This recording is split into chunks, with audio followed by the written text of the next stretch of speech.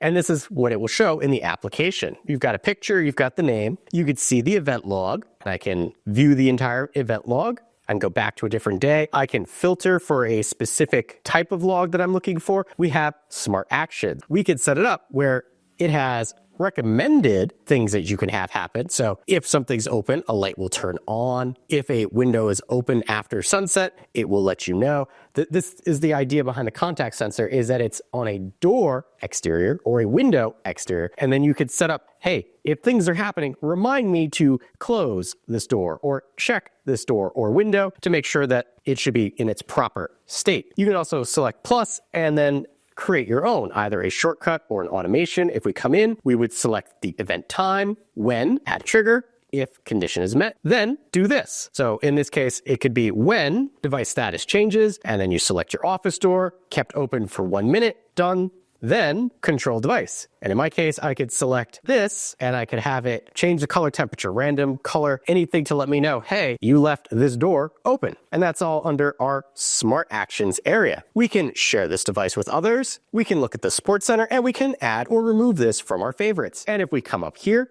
we select the settings, we can change the device icon, we could change the device name, we could change the location, we can turn on or off notifications. In my case, this is in my office and I open and close the door quite a bit, so I didn't want to get notifications about this. But if this is an exterior facing door, maybe it's a basement door or a door in a garage that shouldn't be open all that often, you want to get notified if somebody happens to be opening that door. Here we have our user manual, placement guide, smart actions, which I showed you before, device information, firmware update, and then remove from your Tapo account if you don't want it. And that's everything that we can do in the Tapo app for the Tapo contact sensor.